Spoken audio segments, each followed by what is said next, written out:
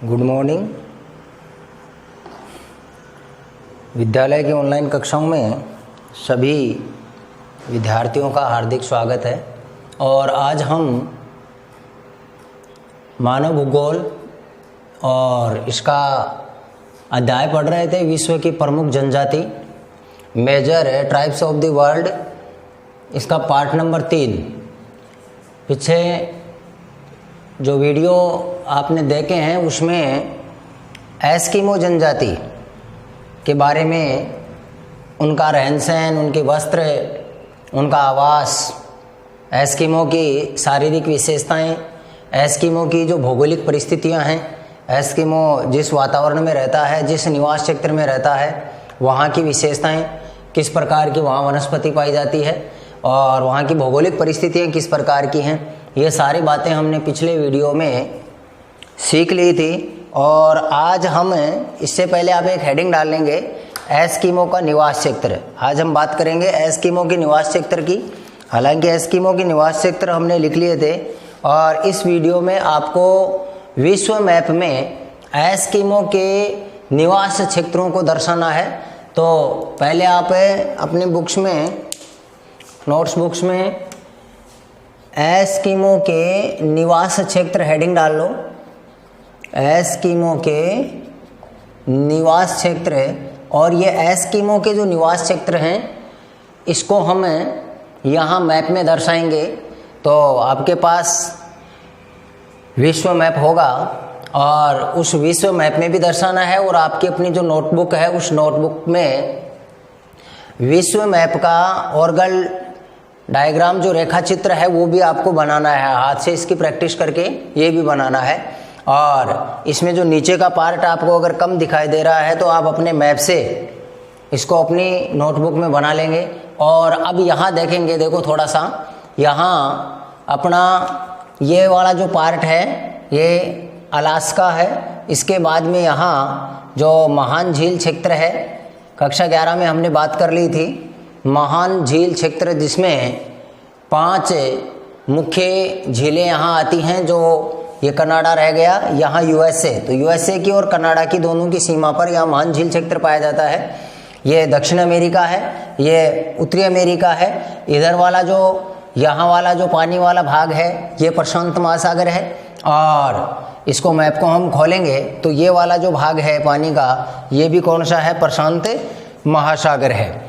यहाँ ये आपका एटलांटिक महासागर है, अंध महासागर के नाम से जिसको जाना जाता है।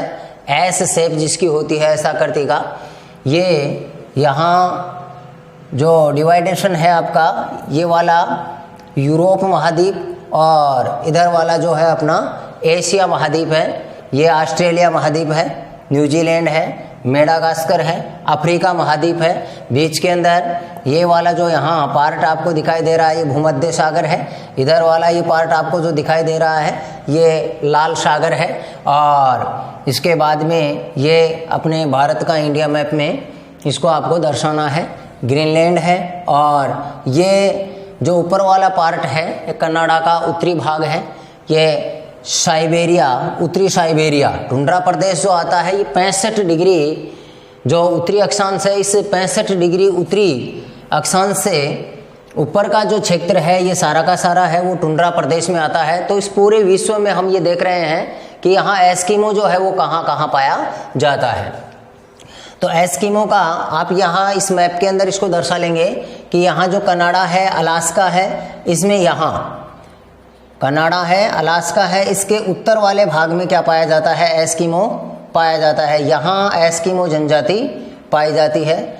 और इसी के साथ जो ग्रीनलैंड का तटीय क्षेत्र है, ये जो दर्शाया जा रहा है ये एस्किमो है। यहाँ एस्किमो जनजाति क्या कर रही है? निवास कर रही है। जो ग्रीनलैंड है, इस ग्रीनलैंड के तटीय क्षेत्र में भी क्या पाई जाती है? एस्किमो जनजाति पाई जाती है। ये आर्कटिक प्रदेश है, यानी जो उत्तरी साइबेरिया है, साइबेरिया के उत्तर में यहाँ जो आर्कटिक प्रदेश है, इस आर्कटिक प्रदेश में क्या पाया जाता है? एस्किमो पाया जाता है। तो इस प्रकार से अगर आपको मैप में दर्शाने के लिए कहा जाता है कि हमारे विश्व मैप में एस्किमो का निवास क्षेत्र कहाँ है, उसको दर्शाइए, तो आप हाथ से भी इस मैप को बना करके दर्शाएंगे, और आपके पास जो मैप है, कच्चा जो मैप है, इस कच्चे मैप में भी आप क्या कर लेंगे, इस एस्किमो जनजाति को दर्शा लेंगे।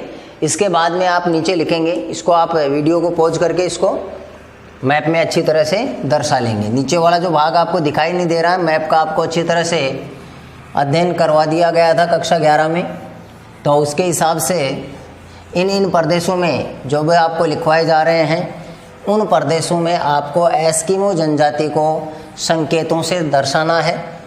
चाहे उसका आप प्लस का संकेत ले लेना या अन्य संकेत अन्य आपके जटिल पड़ेंगे तो आप उसको, जैसे उत्तरी कनाडा है तो वहाँ आप क्या कर लेंगे, प्लस का संकेत लगा लेंगे, या मतलब इस प्रकार से आप उसको क्या कर देंगे, तिरछी रेखाओं से काट देंगे जहाँ जहाँ क्या पाया जाता है एस्किमो, जैसा कि अभी मैंने आपको इस प्रकार से पेन की डॉटेड लाइन करके दर्शाया है। तो वो विश्व मैप में एस्किमो का क्या हो जाएगा, निवास क्षेत्र हो जाएगा। नीचे आप हेडिंग डाल लें, एस्किमो का निवास क्षेत्र हो गया। यहाँ इसके बाद में आपको मैप अभी जो बताया था वो आपको कंप्लीट करना है, और इसके नीचे आप लिखें, देखो एस्किमो के निवास क्षेत्र में लिख लो आप टुंड्रा प्रदेश, टुंड्रा प्रदेश, और टुंड्रा प्रदेश के सामने लिखो 65 डिग्री उत्तरी अक्षांश से 65 डिग्री उत्तरी अक्षांश से ऊपर स्थित प्रदेश, 65 डिग्री उत्तरी अक्षांश से ऊपर स्थित जो प्रदेश हैं ये किसके अंतर्गत आएंगे, टुंड्रा प्रदेशों के अंतर्गत आएंगे। अब इसमें देखो कौन कौन से हैं, कोष्टक में आप लिख लो, अलास्का एवं कनाडा का उत्तरी भाग, अलास्का एवं कनाडा का उत्तरी भाग, फिर कोमा लगा के लिखेंगे ग्रीनलैंड का तटीय भाग,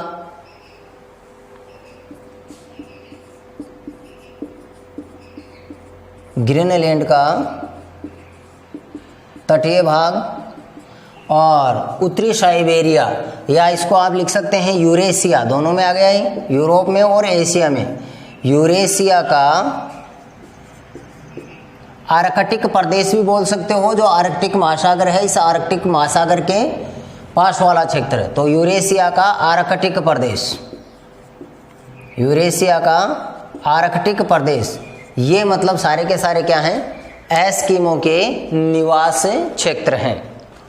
तो इसको आप लिख लें, एग्जाम्पल भी लिख लें। और ये एस्किमो जो जनजाति थी विश्व के संदर्भ में, ये आपकी एस्किमो जनजाति है कंप्लीट रूप से। और एस्किमो जनजाति के बारे में छोटे जो पर्सन बनेंगे उसको आपको अलग से हेडिंग डलवा करके आपको लिखवा दिया गया है।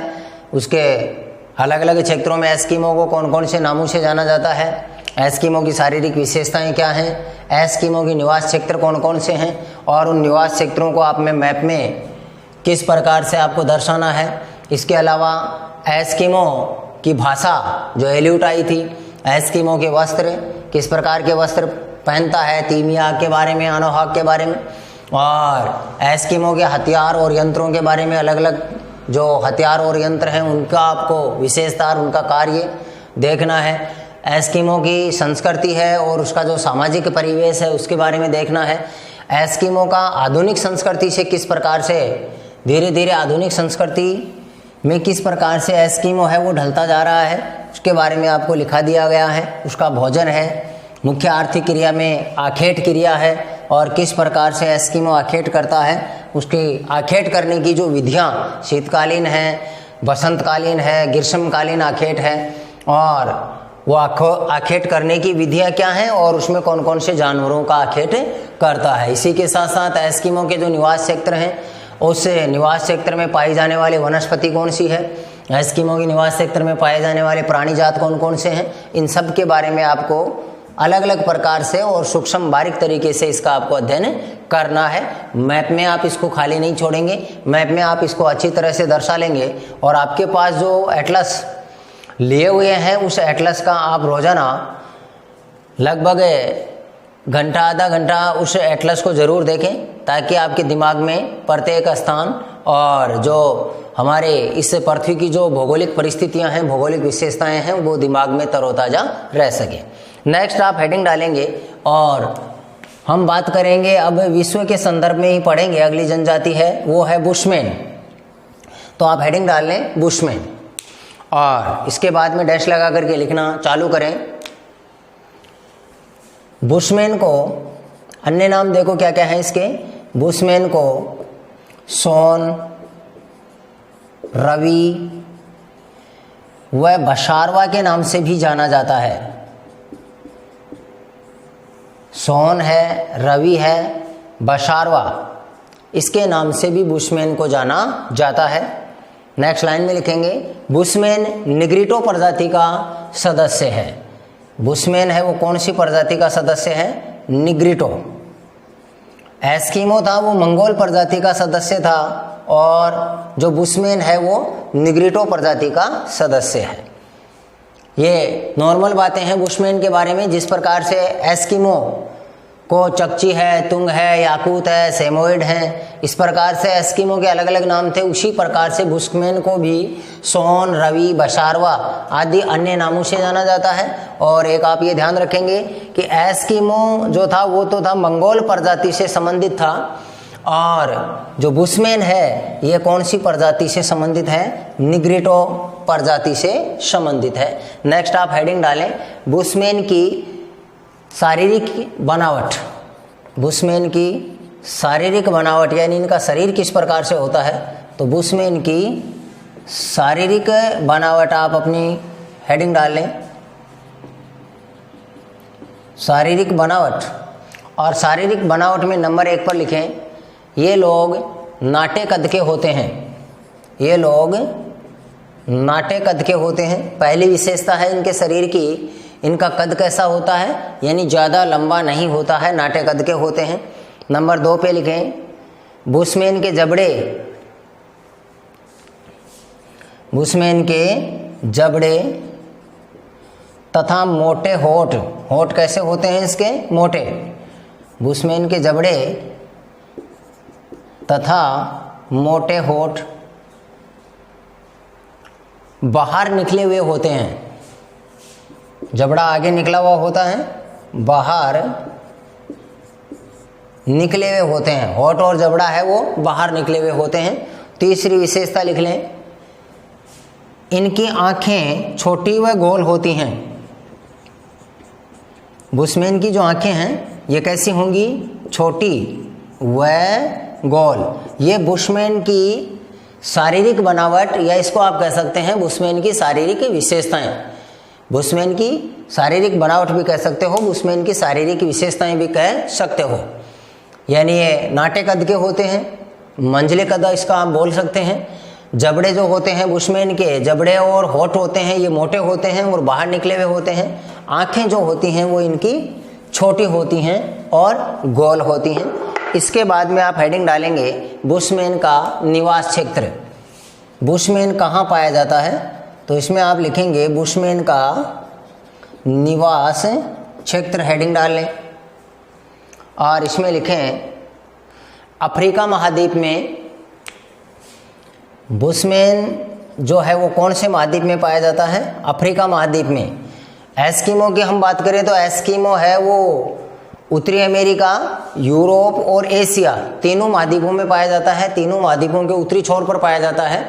बाकी बुशमैन की हम बात करेंगे तो ये कौन से महाद्वीप में पाया जाता है? अफ्रीका महाद्वीप में। महाद्वीपों की दृष्टि से भी आप इसको ध्यान में रखेंगे कि जो एस्किमो है, एस्किमो का निवास क्षेत्र हमने देखा था।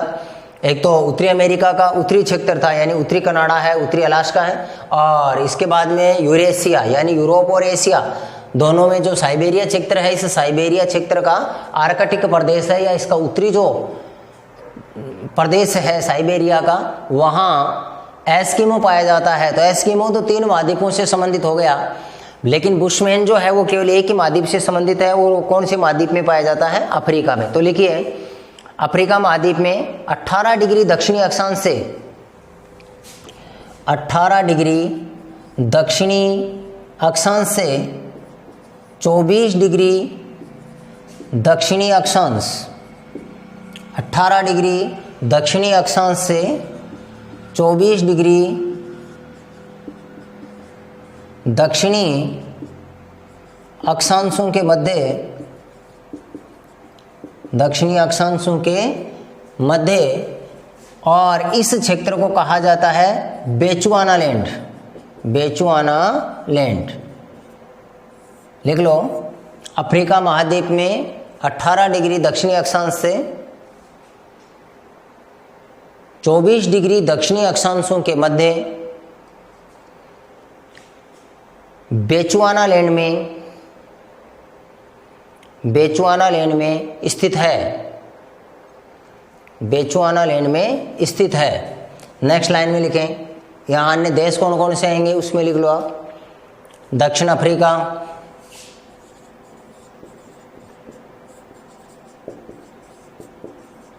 अंगोला, नामीबिया,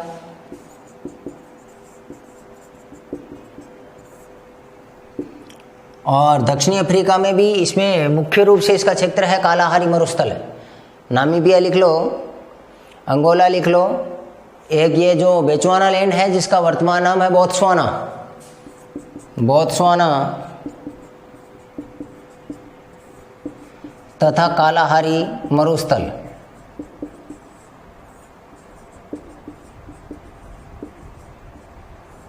कालाहारी मरुस्थल, इसमें क्या पाया जाता है? ये बुशमैन जनजाति है वो पाई जाती है।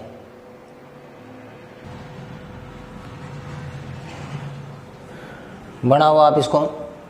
18 डिग्री दक्षिणी अक्षांश से लेकर के 24 डिग्री दक्षिणी अक्षांशों के बीच का क्षेत्र है, और इसे 18 डिग्री दक्षिणी अक्षांश से लेकर के 24 डिग्री दक्षिणी अक्षांश, इसके बीच के क्षेत्र को कहा जाता है बेचुआना लैंड।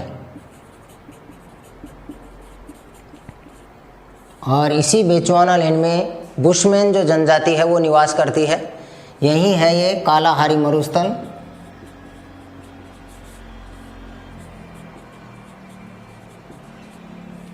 कालाहारी मरुस्थल है, और ये दक्षिण अफ्रीका है।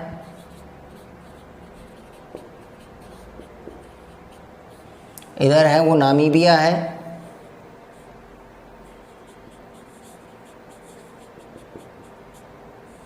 नामीबिया।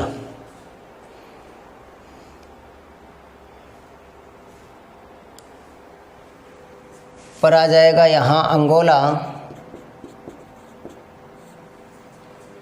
यहाँ जिम्बाब्वे,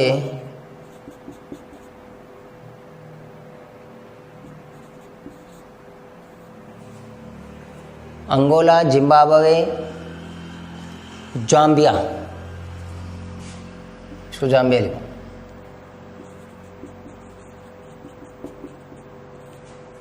जाम्बिया, और नीचे है ये जिम्बाब्वे।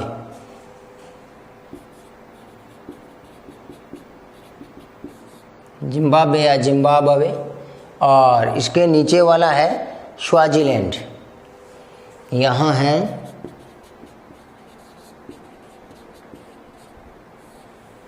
स्वाजीलैंड है। तो यह है बुशमैन का निवास क्षेत्र। बुशमैन का निवास क्षेत्र है। ये इधर वाला जो पानी है ये हिंद महासागर है, यह अटलांटिक महासागर है, मेडागास्कर द्वीप है, ये भूमध्य सागर आ गया, भारत आ गया, अरब सागर, खंबात की खाड़ी। बनाएं इसको एक बार,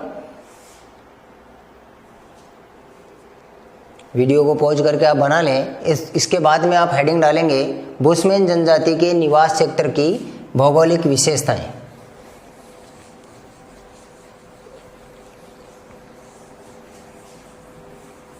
ये बेचुआना लैंड को ध्यान में रखेंगे। 18 डिग्री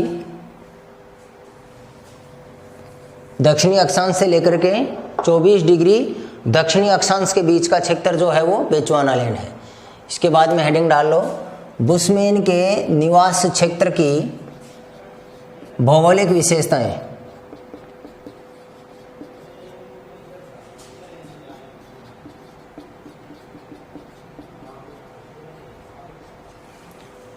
बुशमैन के निवास क्षेत्र की भौगोलिक विशेषताएं कि बुशमैन का जो निवास क्षेत्र है इसकी भौगोलिक विशेषताएं क्या क्या हैं, वहाँ का वातावरण कैसा है, इनके बारे में आप हेडिंग डाल लें और लिखें नंबर 1 लगा करके।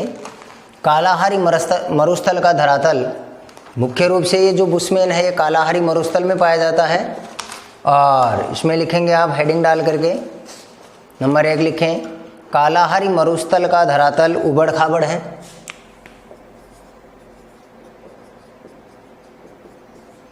कालाहारी मरुस्थल का धरातल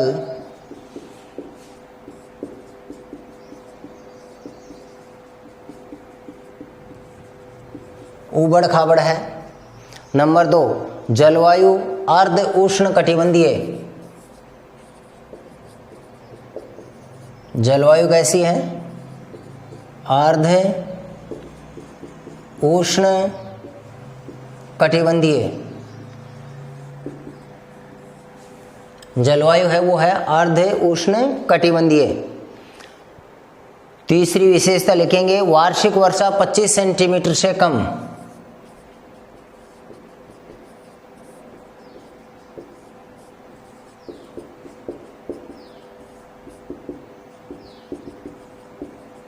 वार्षिक वर्षा जो है यहाँ 25 सेंटीमीटर से कम होती है। चौथी विशेषता लिखेंगे, ग्रीष्म ऋतु लंबी और शीत ऋतु छोटी।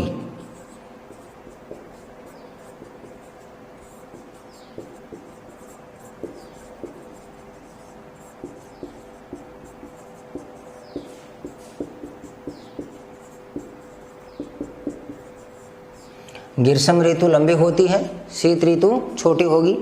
पांचवी विशेषता लिखो, तापमान उच्च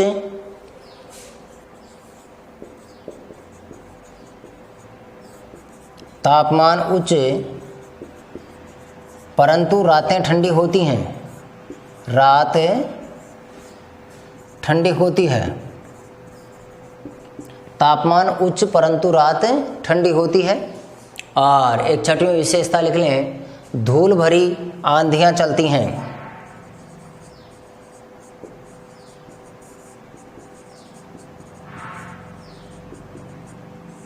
धूल भरी आंधियां चलती हैं। तो यह है बुशमैन के निवास क्षेत्र की भौगोलिक विशेषताएं कि निवास क्षेत्र की विशेषता क्या है। मुख्य रूप से निवास क्षेत्र में आपको ध्यान में होना चाहिए कि दक्षिण अफ्रीका जो है यहाँ कालाहारी मरुस्थल है, और इस कालाहारी मरुस्थल का धरातल जो है वो उबड़ खाबड़ है। जलवायु यहाँ की अर्ध उष्ण कटिबंधीय है, भूमध्य रेखा पर पूर्णतः उष्ण कटिबंधीय है, और भूमध्य रेखा से फिर हम जैसे जैसे दूर जाएंगे तो अर्ध उष्ण कटिबंधीय, फिर इसको हम शीतोष्ण कटिबंधीय, शीत कटिबंधीय। तो यहाँ की जलवायु है वो अर्ध उष्ण कटिबंधीय है। वर्षा जो यहाँ है वो वार्षिक वर्षा का औसत है 25 सेंटीमीटर से भी कम होती है, यानी न के बराबर यहाँ वर्षा होती है मरुस्थल में। गर्मी की ऋतु लंबी होती है और सर्दियों की जो ऋतु है वो छोटी होगी। तापमान यहाँ उच्च रहता है दिन में, लेकिन रात में तापमान बहुत कम हो जाता है, क्योंकि यहाँ बालू रेत है, और बालू रेत की मुख्य विशेषता होती है कि शीघ्रता से गर्म और शीघ्रता से ठंडी होती है। इसलिए तापमान दिन में ऊंचा पाया जाता है, लेकिन रात में तापमान के शीघ्रता से गिरने के कारण रातें क्या होती हैं, यहाँ ठंडी होती हैं। और एक यहाँ की विशेषता है कि इस भौगोलिक वातावरण में धूल भरी आंधियाँ चलती हैं। नेक्स्ट हेडिंग डालेंगे, बुशमैन के निवास क्षेत्र की वनस्पति। जहाँ बुशमैन रहता है वहाँ किस प्रकार के पेड़ पौधे पाए जाते हैं? तो बुशमैन के निवास क्षेत्र की वनस्पति। बुशमैन के निवास क्षेत्र की वनस्पति कैसी है? इसमें लिखें आप नंबर 1 पर, घास के मैदान व कंटीली झाड़ियां पाई जाती हैं। घास के मैदान व कंटीली झाड़ियां, घास के मैदान व कंटीली झाड़ियां पाई जाती हैं। नंबर 2 लिखें, इस क्षेत्र में मानव तथा पशुओं की इस क्षेत्र में मानव तथा पशुओं की जल की पूर्ति करने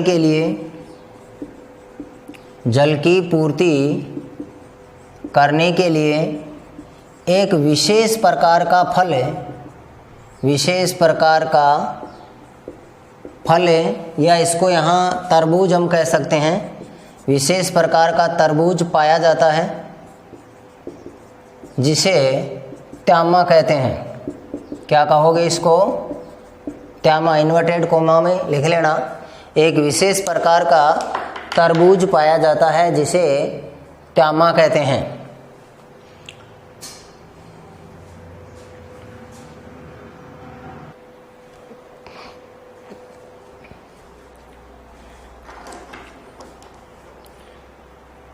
इसके बाद में आप हेडिंग डालें बुशमैन निवास क्षेत्र के जीव जंतु। ये तो वनस्पति हो गई। वनस्पति में ध्यान रखना है कैसी वनस्पति पाई जाती है। विशेष रूप से घास के मैदान होते हैं, कंटीली झाड़ियाँ होती हैं, और एक आपको ध्यान में रखना है त्यामा। और त्यामा क्या होता है कि बुशमैन का जो निवास क्षेत्र है, इस निवास क्षेत्र में एक विशेष प्रकार का फल या एक विशेष प्रकार का तरबूज, और उसी को क्या कहा जाता है? त्यामा कहा जाता है। और इस विशेष प्रकार के तरबूज से यहाँ इस बुशमैन के निवास क्षेत्र में रहने वाले जीव जंतु और स्वयं बुशमैन या मानव प्रजाति जो है वो अपनी जल की पूर्ति करती है। नेक्स्ट आप हेडिंग डाल लें बुशमैन निवास क्षेत्र के जीव जंतु। बुशमैन निवास क्षेत्र के जीव जंतु, यहाँ किस प्रकार के प्राणी जात पाए जाते हैं? तो बुशमैन निवास क्षेत्र के जीव जंतु, और इसमें आप लिखें डैश लगा करके, यहाँ शाकाहारी व मांसाहारी दोनों प्रकार के प्राणी पाए जाते हैं। यहाँ शाकाहारी व मांसाहारी दोनों प्रकार के प्राणी पाए जाते हैं। प्राणियों का नाम लिख लेंगे नेक्स्ट लाइन में। हिरण, बड़े कोदू, ये यहाँ पाए जाने वाले जानवरों के नाम हैं। हिरण है, बड़े कोदू हैं, और एक है यहाँ स्टेन बॉक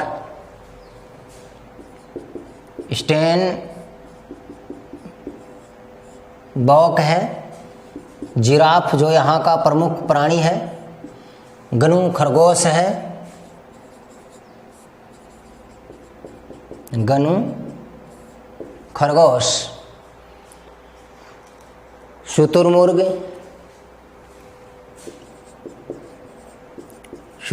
है, और बुशमैन जो है शुतुरमुर्ग के अंडों का उपयोग अपने आभूषण बनाने में और बर्तनों के रूप में करता है। शुतुरमुर्ग है। जंगली बिल्ली है, वन बिलाव है, जंगली बिल्ली, वन बिलाव। एक है लक्कड़ भग्गा,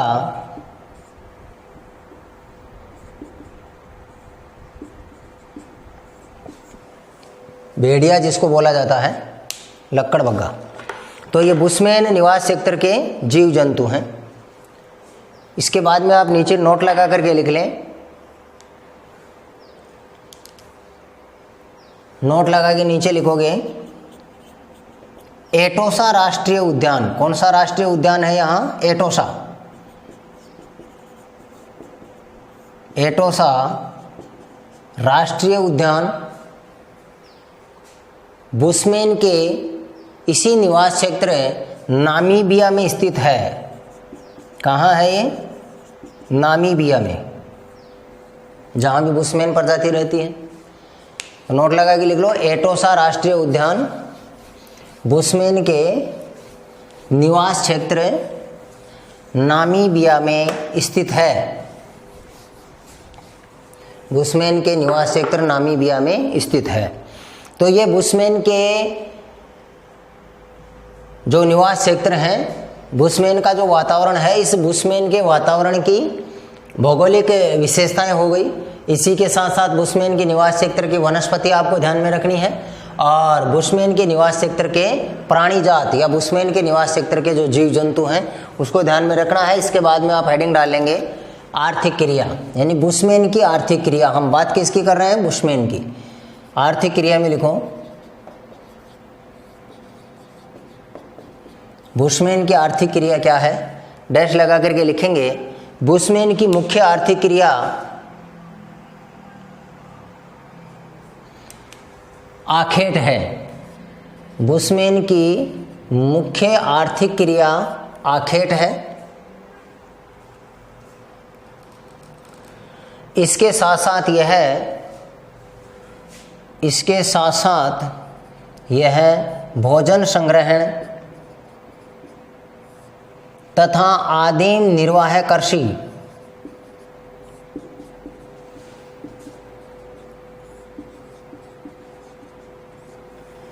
का प्रारंभिक रूप है। ये आदिम निर्वाह कृषि, जो कृषि पढ़ेंगे उसमें हम देखेंगे।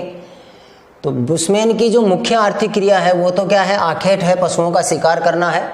और इसके अलावा ये भोजन संग्रहण भी करता है और भोजन संग्रहण के साथ साथ ये आदिम निर्वाह कृषि भी करता है, यानी को हम स्थानांतरित कृषि का प्रारंभिक रूप या कृषि का हम प्रारंभिक रूप कह सकते हैं। आदिम निर्वाह कृषि भी करता है। इसके बाद में आप हेडिंग डालेंगे बुशमैन की आखेट विधि, यानी बुशमैन की जो प्रमुख आर्थिक क्रिया है आखेट, और ये आखेट है वो किस प्रकार से करता है, शिकार करने की विधि कैसी है। तो हेडिंग डाल लें बुशमैन की आखेट विधि। बुशमैन की आखेट विधि, और इसमें लिखें बुशमैन शिकार को कीचड़ में धंसाकर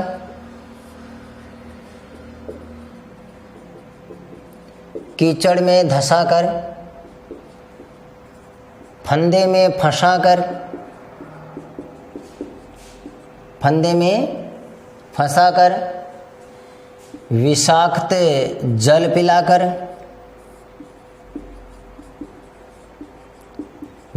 जल पिलाकर तथा गड्ढों में गिराकर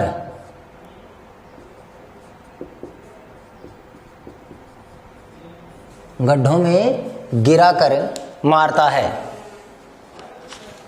गड्ढों में गिराकर मारता है।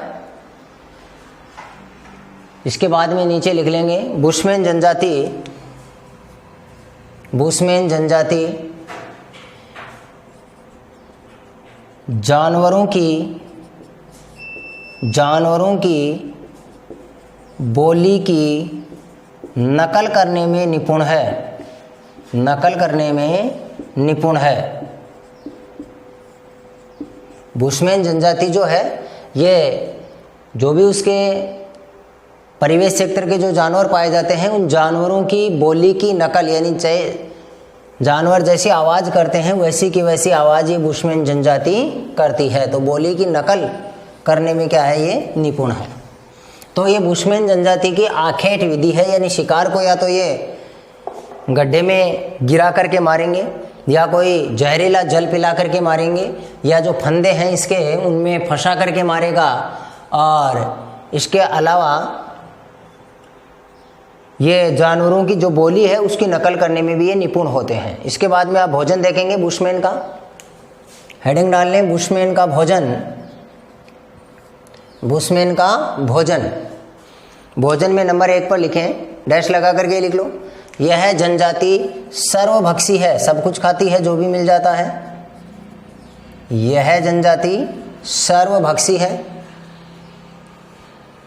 इसके बाद में लिखेंगे इनका प्रमुख भोजन है दीमक, चींटियां तथा उनके अंडे।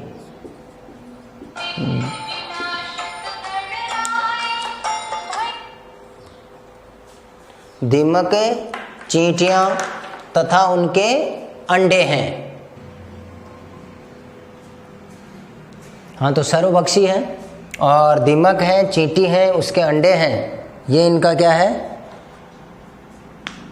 मुख्य भोजन है, इनके पसंदीदा भोजन है। इसके बाद में आप नेक्स्ट लिखें उष्ण जलवायु के कारण, यहाँ की जलवायु कैसी है, उष्ण है, तो उष्ण जलवायु के कारण यहाँ भोजन का भविष्य के लिए संचय नहीं किया जाता है। उष्ण जलवायु के कारण यहाँ भोजन का भविष्य के लिए संचय यानी उसको आगे के लिए बचा करके नहीं रखते हैं। भोजन खराब हो जाता है जलवायु गर्म होने के कारण, उष्ण होने के कारण, इसलिए भोजन को तुरंत तरोताज़ा ही काम में ले लिया जाता है। तो ये एस्किमो का, इसका बुशमैन का भोजन हो गया कि एक तो बुशमैन क्या है, सर्वभक्षी है, इसके साथ साथ दीमक, चींटी और उनके अंडों का ये खाने में उपयोग करता है। और एक आपको ध्यान में ये रखना है कि जो बुशमैन प्रजाति है और ये उतना ही मारते हैं जितना इनकी आवश्यकता होती है, उस आवश्यकता अनुसार ही अपने जो जानवर हैं उनका ये शिकार करता है और भविष्य के लिए भोजन का संग्रहण नहीं करता है, संचय नहीं करता है, क्योंकि यहाँ की जो जलवायु है वो उष्ण पाई जाती है, इसलिए ज़्यादा दिनों तक भोजन रुक नहीं पाता है। नेक्स्ट आप हेडिंग डालें वस्त्र। किसके वस्त्र? बुशमैन के वस्त्र। वस्त्र में लिखें पुरुष तिकोनी लंगोट पहनता है। पुरुष का वस्त्र कैसा है? तिकोनी लंगोट। पुरुष तिकोनी लंगोट पहनता है। नेक्स्ट लाइन में लिखेंगे स्त्रियों का मुख्य वस्त्र चोंगा होता है। स्त्रियों का मुख्य वस्त्र चोंगा होता है, जिसे स्थानीय भाषा में क्रॉस कहते हैं। स्थानीय भाषा में क्रॉस कहते हैं।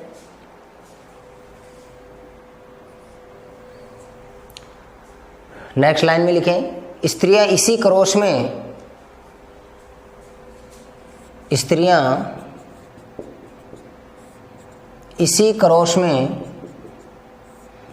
अपने बच्चों को तथा संग्रहित भोजन को लपेट कर रखती हैं। स्त्रियां इसी क्रॉस में अपने बच्चों को तथा संग्रहित भोजन को लपेट कर रखती हैं। तो ये है बुशमैन के वस्त्र, यानी पुरुष का जो वस्त्र है वो तो है मुख्य रूप से तिकोनी लंगोट। और यहाँ ध्यान रखेंगे क्रॉस किसका वस्त्र है? बुशमैन की स्त्रियों का वस्त्र है, यानी ये स्त्रियों का एक लंबा चोंगा होता है और उसी को मतलब स्थानीय भाषा में ये क्या कहते हैं? क्रॉस कहते हैं। स्त्रियां अपने बच्चों को और जो भोजन एकत्रित करती हैं, संग्रहण करती हैं, उस भोजन को किस में लपेट कर रखती हैं? इसी क्रॉस में लपेट करके रखती हैं। क्रॉस का ध्यान में रखना है। इसके बाद में आप हेडिंग डाल लें निवास गृह या आवास। बुशमैन के निवास गृह किस प्रकार के मकान बनाता है? घर किस प्रकार के बनाता है? निवास गृह, या इसको क्या कह सकते हैं? आवास। डैश लगा के लिखें चट्टानों से बनी गुफा। या तो ये रहने के लिए किसका उपयोग करता है? चट्टानों से बनी गुफा। चट्टानों से बनी गुफा का उपयोग करेगा। नेक्स्ट लाइन में लिखें पेड़ों की टहनी। पेड़ों की टहनी, जानवरों की खाल,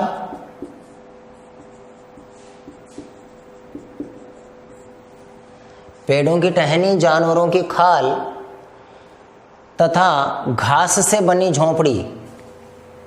जानवरों की खाल है और घास, इससे क्या बनाता है? झोंपड़ी। पेड़ों की टहनी, जानवरों की खाल तथा घास से बनी झोंपड़ी।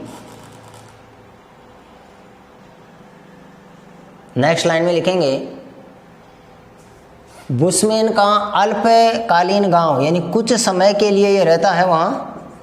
ये लगभग 10 से 20 व्यक्तियों के समूह में रहते हैं बुशमैन। तो बुशमैन का अल्पकालीन गांव वर्फ कहलाता है। वर्फ, बुशमैन का अल्पकालीन गांव वर्फ कहलाता है, जिसमें 8-10 झोंपड़ियाँ होती हैं। इस वर्फ में, या इसको वेर्फ भी कहते हैं, वर्फ भी कहते हैं और इसको वेर्फ भी कहते हैं, वर्फ या वेर्फ। इसमें लगभग 8 से 10 झोंपड़ियाँ होती हैं। ये बुशमैन के क्या हैं, निवास गृह हैं या आवास हैं।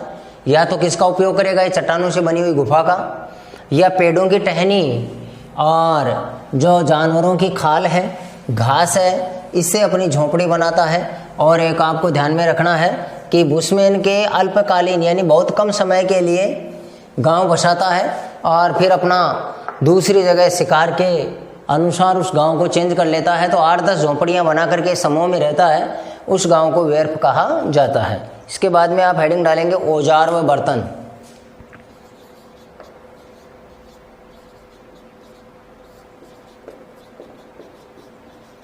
औजार व बर्तन। औजार और बर्तन में लिखें तीर कमान, नुकीला डंडा। औजार तो क्या क्या हैं इसके, तीर कमान, नुकीला डंडा,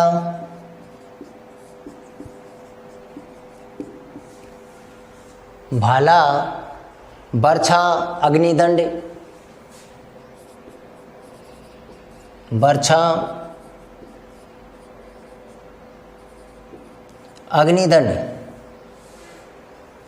लिख लो इसको। तीर कमान, नुकीला डंडा, भाला, बर्छा, अग्निदंड, इनके प्रमुख औजार हैं।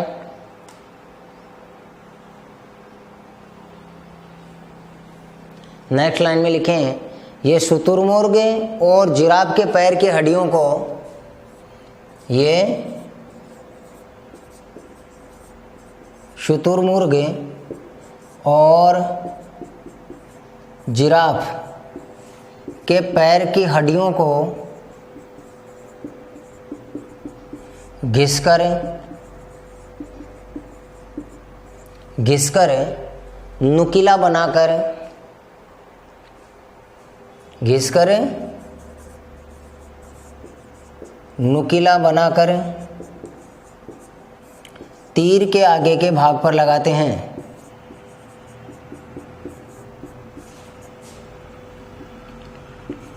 तीर के आगे के भाग पर लगाते हैं।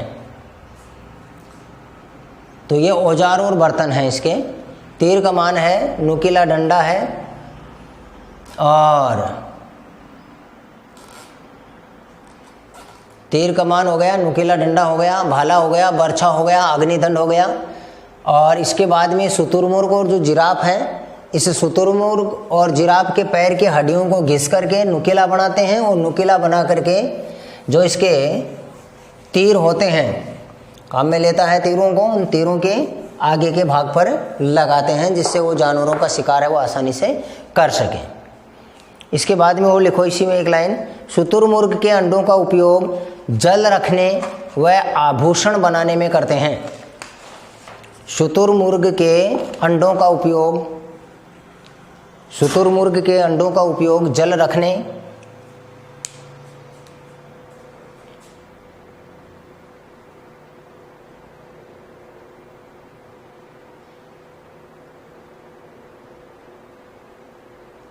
व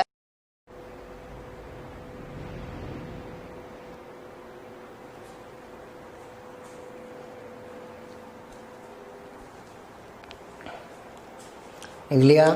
इसके बाद में आप हेडिंग डाल लें समाज व संस्कृति, यानी बुशमैन का समाज कैसा है और इसकी संस्कृति कैसी है। समाज व संस्कृति, समाज व संस्कृति। इसमें लिखो बुशमैन की धार्मिक परंपराओं, बुशमैन की धार्मिक परंपराओं, संस्कारों व कलाओं में बुशमैन की धार्मिक परंपराओं, संस्कारों व जो भी ये कला दिखाते हैं वह कलाओं में प्राणियों व प्रकृति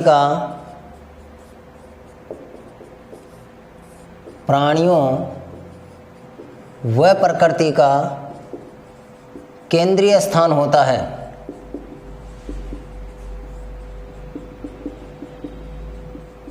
प्राणियों व प्रकृति का केंद्रीय स्थान होता है। नेक्स्ट लाइन में लिखेंगे, ये लोग भूत प्रेत तथा जादू टोना में विश्वास करते हैं। ये लोग भूत प्रेत तथा जादू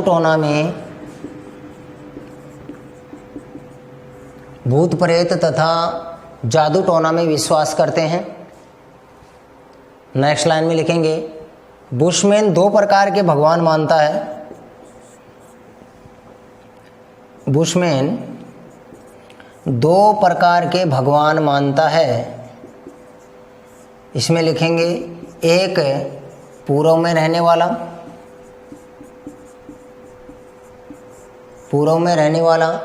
तथा दूसरा पश्चिम में रहने वाला।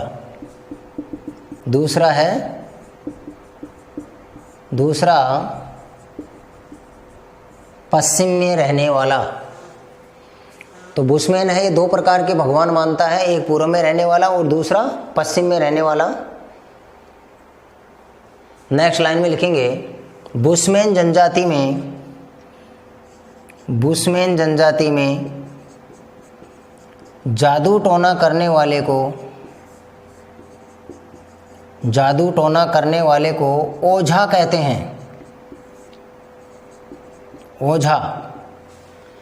बुशमैन जनजाति में जादू टोना करने वाले को ओझा कहते हैं। ये क्या है? बुशमैन की समाज और बुशमैन की संस्कृति है। तो समाज और संस्कृति में देखेंगे कि बुशमैन की जो भी धार्मिक परंपराएं हैं, बुशमैन के जो भी संस्कार हैं, या बुशमैन जो भी कर्तव्य दिखाता है, अपनी कला दिखाता है, इन सब में वहाँ पाए जाने वाले प्राणी और वहाँ की प्रकृति, क्योंकि सभी जनजातियाँ प्राणी और प्रकृति प्रेमी होते हैं, तो प्राणियों का और प्रकृति का केंद्रीय स्थान होता है। भूत प्रेत में और जादू टोनाओं में ये क्या करते हैं? विश्वास करते हैं। और 2 प्रकार के भगवान मानता है, एक पूर्व में रहने वाला और एक पश्चिम में रहने वाला। और इसी के साथ साथ बुशमैन जनजाति के अंदर जो जादू टोने करने वाला जो व्यक्ति है, उसको क्या कहा जाएगा? ओझा कहा जाएगा। इसके बाद में नेक्स्ट आप हेडिंग डाल लें, वातावरण समायोजन। यानी जो वातावरण है, क्योंकि ये वातावरण समायोजन आप अच्छी तरह से जनजातियों में ध्यान रखेंगे, क्योंकि सभी जनजातियाँ दुर्गम और विषम जलवायुवीय परिस्थितियों में निवास करती हैं। जहाँ एक सामान्य व्यक्ति है वो निवास नहीं कर सकता है, वहाँ ये जनजाति अपना जीवन यापन करती हैं। तो वहाँ की उस प्रकृति के साथ ये किस प्रकार से अपने आप को समायोजित करते हैं, ऐसी इनमें क्या विशेषताएं पाई जाती है कि जहाँ हम सामान्य लोग अपना जीवन यापन नहीं कर सकते, वहाँ ये लोग करते हैं। तो ये वातावरण के साथ किस प्रकार से समायोजन करते हैं। तो वातावरण समायोजन आपको सभी जनजातियों का ध्यान में रखना है, ये इनकी एक प्रमुख विशेषता है। वातावरण समायोजन में लिखें आप नंबर 1 पर, ये लोग थोड़ा सामान व कम बच्चे रखते हैं। पहली विशेषता है, सामान क्या रखते हैं अपने साथ? थोड़ा रखते हैं, थोड़ा सामान व कम बच्चे रखते हैं, जिससे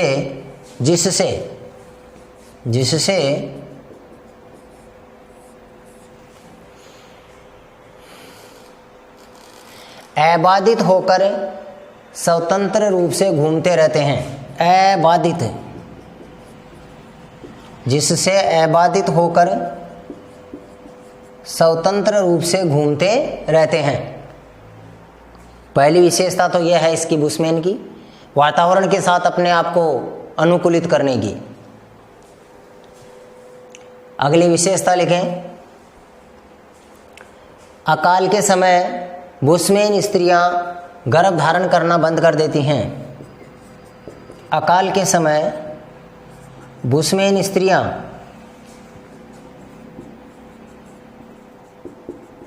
गर्भ धारण करना बंद कर देती हैं। तीसरी विशेषताएं लिखें, शिकार करते समय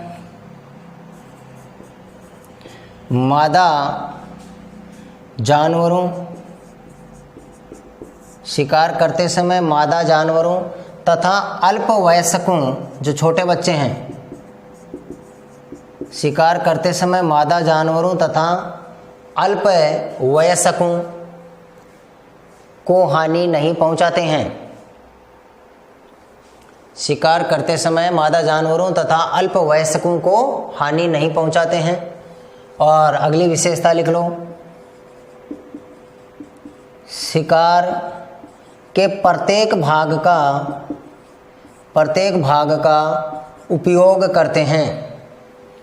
शिकार के प्रत्येक भाग का खाने के रूप में उपयोग करते हैं, ऐसे लिख लो, या अन्य कामों में भी ले लें। शिकार के प्रत्येक भाग का खाने के रूप में उपयोग करते हैं। ये सब बातें क्या हैं, इसकी वातावरण समायोजन की हैं।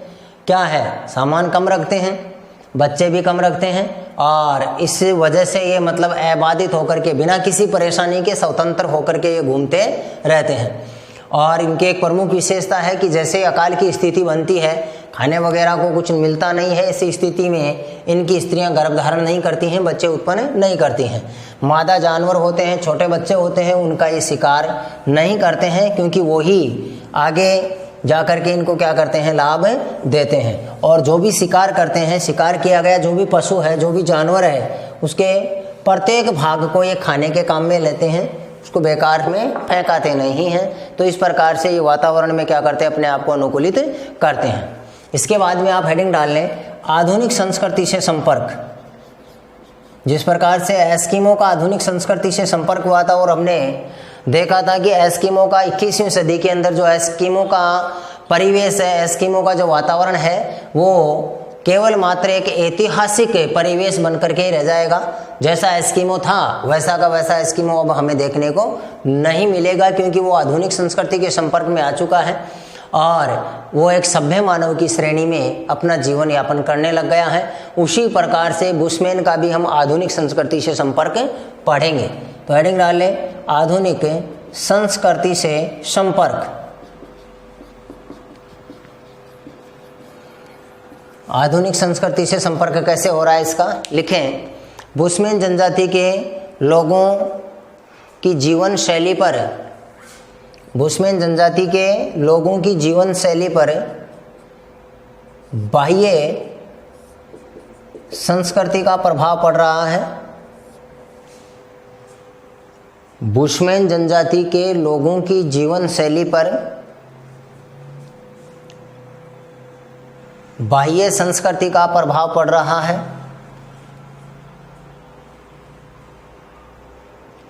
नेक्स्ट लाइन में लिखेंगे, यह है आखेट के साथ साथ आदिम निर्वाह कृषि,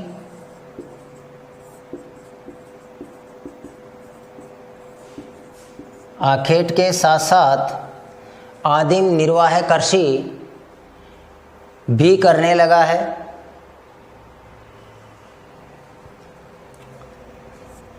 आदिम निर्वाह कृषि भी करने लगा है। नेक्स्ट लाइन में लिखेंगे, बुशमैन स्थानीय व्यापारियों के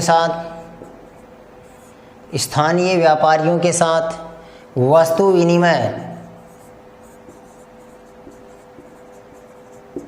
वस्तुओं की अदला बदली, बुशमैन स्थानीय व्यापारियों के साथ वस्तु विनिमय करने लगा है।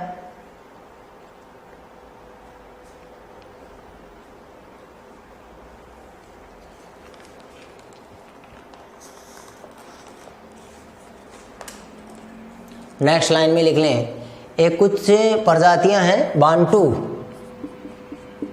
बांटू, हॉटेंटॉट तथा यूरोपीय प्रजातियों के आक्रमण से,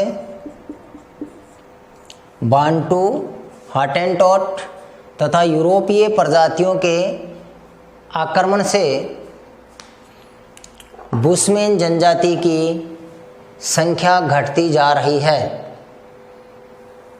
बांटू, हॉटेंटॉट तथा यूरोपीय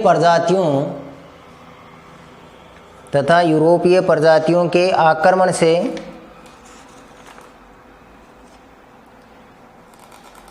बुशमैन प्रजाति की संख्या घटती जा रही है। तो ये बात थी बुशमैन के संदर्भ में। तो आधुनिक संस्कृति से संपर्क हो रहा है। बाह्य संस्कृति का मतलब बाहर के लोग, जैसे निवेश काल में इसमें जो यूरोपीय लोग हैं या अन्य बाहर के लोग जो बुशमैन के निवास क्षेत्र में जाते हैं, तो उन बाहर के लोगों को देख देख करके इसकी संस्कृति में क्या होता जा रहा है, बदलाव होता जा रहा है। तो बाह्य संस्कृति है वो इनकी जीवन शैली को ज़्यादा प्रभावित कर रही है। आखेट करते थे, इनका जो मूल व्यवसाय था, मूल आर्थिक क्रिया थी, उसके साथ साथ ही अब क्या करने लग गए हैं, आदिम निर्वाह कृषि करने लग गए हैं। जो कृषि का क्या है, एक प्रारंभिक रूप है। स्थानीय जो व्यापारी हैं वहाँ के, उन स्थानीय व्यापारियों के साथ ये वस्तुओं की अदला बदली करते हैं, अपनी वस्तु देते हैं और उनकी वस्तु लेते हैं, जिससे इनकी संस्कृति में बाह्य वस्तुओं के प्रचलन का प्रभाव पड़ रहा है। इसके साथ साथ बांटू है, हॉटेंटॉट है, यूरोपीय प्रजातियां हैं और इन प्रजातियों के द्वारा इनके ऊपर आक्रमण किया जा रहा है, जिससे इनकी संख्या धीरे धीरे क्या होती जा रही है, घटती जा रही है। ये विश्व के संदर्भ में बुशमैन जनजाति थी। बुशमैन जनजाति आपकी कंप्लीट है। इसके बाद में अब हम भारत के संदर्भ में दो जनजातियों की बात करेंगे, एक भील की और एक गौड़ की। विश्व के संदर्भ में दो जनजाति हैं आपके, एस्किमो और बुशमैन। एस्किमो और बुशमैन के अलग अलग पॉइंट आपको बता दिए गए हैं और उन पॉइंटों के अनुसार आपको इसको तैयार करना है। इसके बाद में आप हेडिंग डाल लेंगे भील।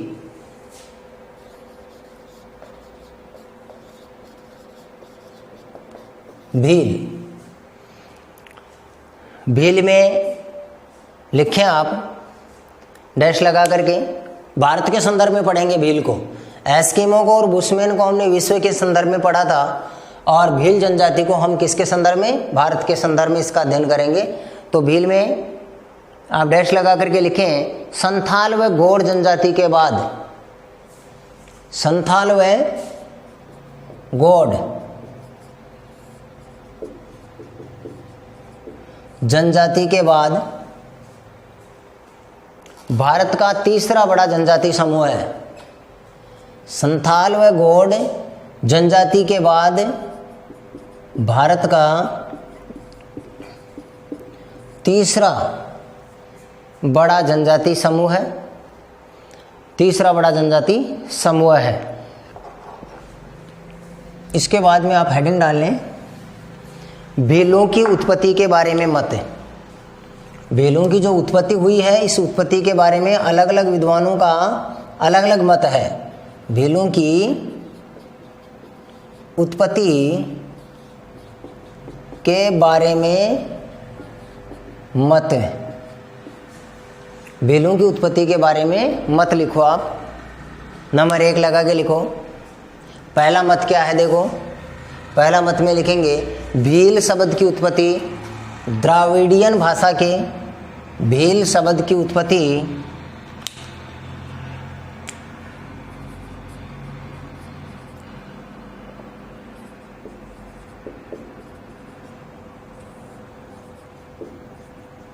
द्राविडियन भाषा के बीलू शब्द से हुई है। द्राविडियन भाषा के बीलू शब्द से हुई है,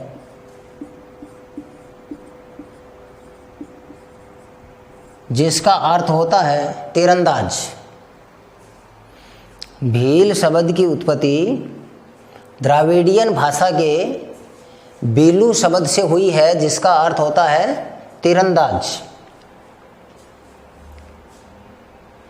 नेक्स्ट डैश लगा के लिखेंगे, भील जनजाति तीर चलाने में निपुण होती है। भील जनजाति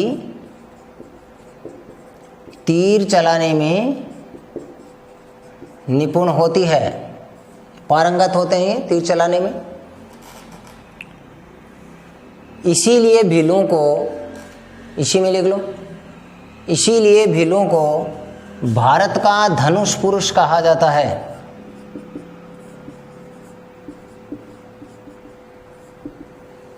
इसीलिए भीलों को भारत का धनुष पुरुष कहा जाता है। दूसरा मत लिखो, नंबर 2 लगाइए। संस्कृत भाषा में, संस्कृत में देखो मत क्या है, संस्कृत भाषा में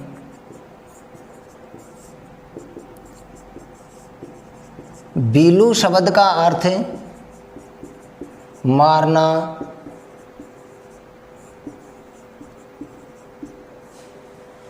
वध करना। संस्कृत भाषा में बीलू शब्द का अर्थ है मारना, वध करना, भेदना, मारना, वध करना, भेदना तथा तीरंदाजी, तीर चलाना तथा तीरंदाजी में निपुण होना है,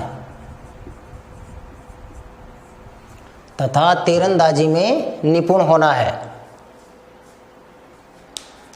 तीसरा मत लिखो, पौराणिक मत में, पौराणिक मत है तीसरा, पौराणिक मत में भीलों की उत्पत्ति महादेव जो शिव थे, भीलों की उत्पत्ति महादेव के पुत्र निषाद से हुई है। भीलों की उत्पत्ति महादेव के पुत्र निषाद से मानी गई है, ऐसे लिख लो, महादेव के पुत्र निषाद से मानी गई है। और चौथा मत है वो लिख लो, महाभारत महाकाव्य में, महाभारत महाकाव्य में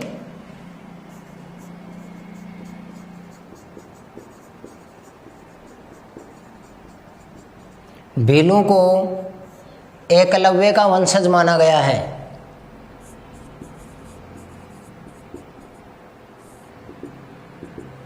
महाभारत महाकाव्य में भीलों को एकलव्य का वंशज माना गया है।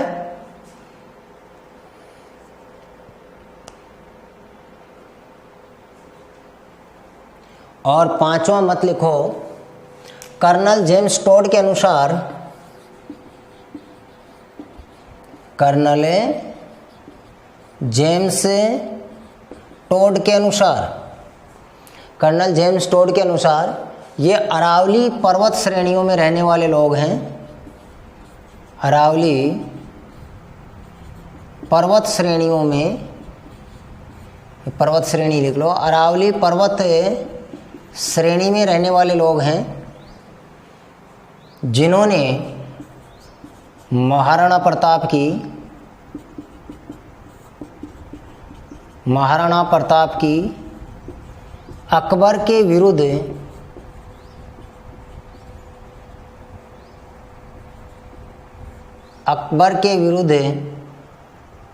युद्ध में सहायता की थी, जिन्होंने महाराणा प्रताप की अकबर के विरुद्ध युद्ध में सहायता की थी। तो यह है कर्नल जेम्स टोड के अनुसार। तो यहाँ जो भील हैं वो लगभग हमारे यहाँ मध्य भारत की जनजाति है, और भीलों की उत्पत्ति के बारे में अलग अलग मत हैं। थोड़ा देख लें इसको पुनः।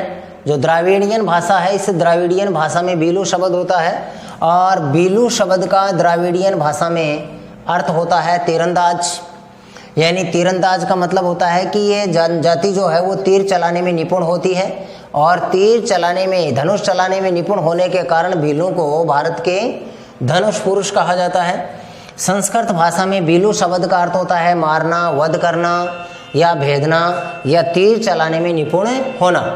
और एक पौराणिक जो मत है, इस पौराणिक मत में बताया गया है कि भीलों की उत्पत्ति किससे हुई है, महादेव शिव के पुत्र निषाद से हुई है। और इसमें कहा जाता है कि एक बार इस महादेव के पुत्र निषाद ने महादेव के बैल नंदी को मार दिया था। नंदी नाम का एक बैल था, और उस नंदी नाम के बैल को इस महादेव के पुत्र निषाद ने मार दिया था। तो इसने क्रूर होकर के गुस्से के अंदर महादेव ने अपने पुत्र निषाद को श्राप दे दिया था और इसको जंगलों में निष्कासित कर दिया था, इसलिए ये जंगलों में भटक रहा था। तो इससे जो भी आगे की वंशज, आगे की जो भी वंशावली चली, उस वंशावली को किसके नाम से जाना गया? फिर भीलों के नाम से जाना गया। ऐसा किस में माना जाता है? पौराणिक मतों में माना जाता है। महाभारत काल के अंदर जो महाकाव्य है महाभारत का, उसके अंदर भीलों को एकलव्य का वंशज माना जाता है। एकलव्य वो ही थे, तीर चलाने में बहुत ही निपुण थे, जिनको द्रोणाचार्य ने धनुष विद्या सिखाने से मना कर दिया था और इन्होंने स्वयं द्रोणाचार्य की मूर्ति बना करके और उसको अपना गुरु मान करके फिर तीरंदाजी के अंदर ये सफल हुए थे। और एक इसका पांचवा मत है कि जो कर्नल जेम्स टोड है, इस कर्नल जेम्स टोड ये क्या कहते हैं कि भील कौन है? कर्नल जेम्स टोड के अनुसार भील कौन है? तो कर्नल जेम्स टोड कहता है कि भील अरावली श्रेणी में पाए जाने वाले ऐसे लोग हैं जिन्होंने अकबर और महाराणा प्रताप के बीच में जब युद्ध हुआ था तो उस समय अकबर की महाराणा प्रताप की अकबर के विरुद्ध युद्ध में क्या की थी? इन्होंने सहायता की थी। ऐसे पर्वत श्रेणियों में घूमने फिरने वाले जो लोग हैं उसी को मतलब क्या कहा गया है? भील कहा गया है। नेक्स्ट लाइन में आप हेडिंग डाल लें, भीलों की शारीरिक विशेषता, इनका शरीर कैसा होता है?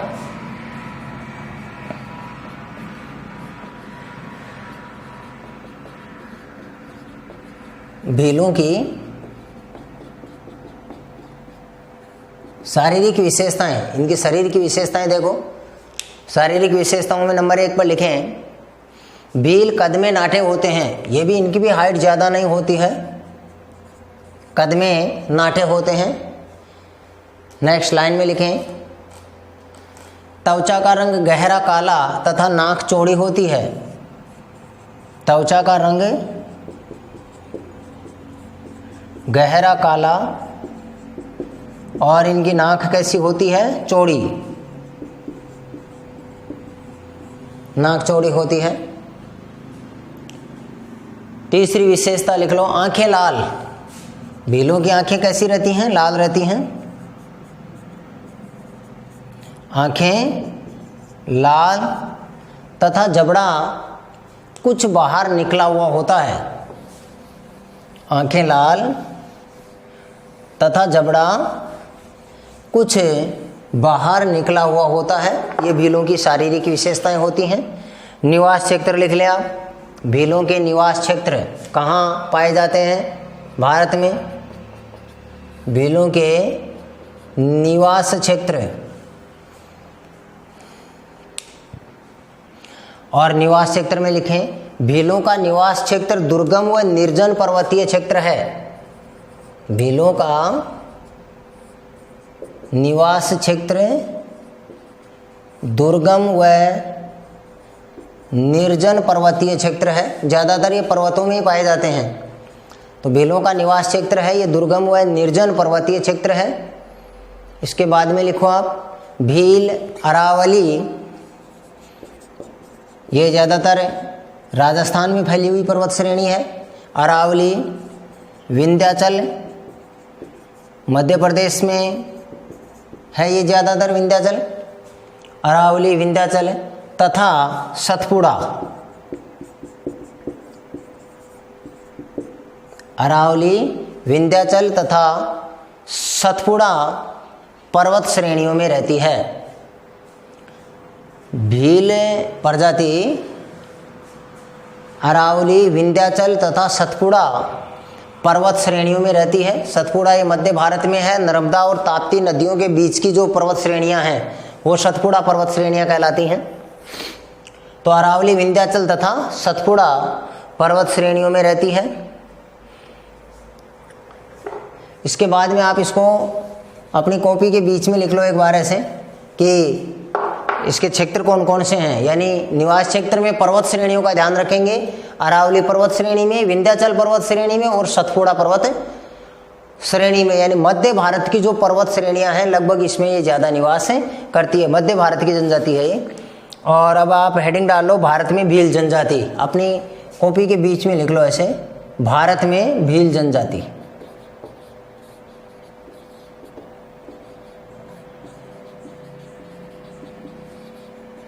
भारत में भील जनजाति है और ये मुख्य रूप से 4 राज्यों में पाई जाती है।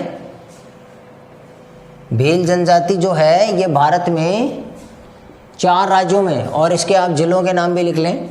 नंबर 1 पर लिख लो यहाँ राजस्थान, मध्य प्रदेश, महाराष्ट्र और गुजरात। मध्य प्रदेश, महाराष्ट्र और गुजरात। ये यहाँ ध्यान रखेंगे कि भील जो जनजाति है कौन कौन से राज्यों में ज़्यादा पाई जाती है। ये मध्य प्रदेश में, महाराष्ट्र में, गुजरात में और राजस्थान में। अब देखो इनके जिले भी आपको ध्यान में रखने हैं, और यह स्थान आपकी मैप की दृष्टि से, परीक्षा में मैप की दृष्टि से ज़्यादा इम्पोर्टेंट है।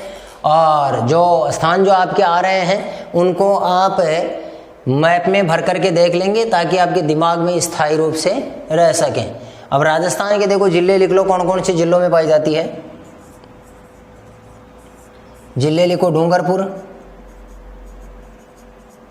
बांसवाड़ा, डूंगरपुर है, बांसवाड़ा है, उदयपुर और चित्तौड़गढ़। इन जिलों में ज़्यादा पाई जाती है। ये पाई इनमें ही जाती है, ये उदयपुर और चित्तौड़गढ़। ये तो राजस्थान के जिले हैं। मध्य प्रदेश में ये धार, झाबुआ और रतलाम। धार जिला है, झाबुआ जिला है और रतलाम, ये मध्य प्रदेश के जिले हैं। महाराष्ट्र में पंचमहल और बड़ोदरा, ये गुजरात में, गुजरात के अंदर है पंचमहल और बड़ोदरा जिलों में जनजाति ये पाई जाती है। और महाराष्ट्र में लिख लेंगे औरंगाबाद, अहमदनगर, ये मैप में भरवा लिए जाते हैं। औरंगाबाद, औरंगाबाद, अहमदनगर, इसको आप मैप में भरेंगे ज़रूर।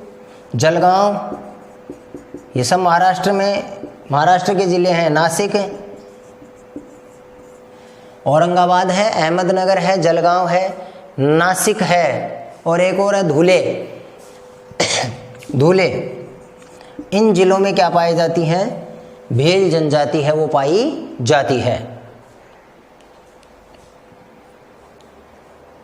तो ये हैं भारत में भील जनजाति के स्थान कौन कौन से हैं। Thank you. बस आज के वीडियो में इतना ही।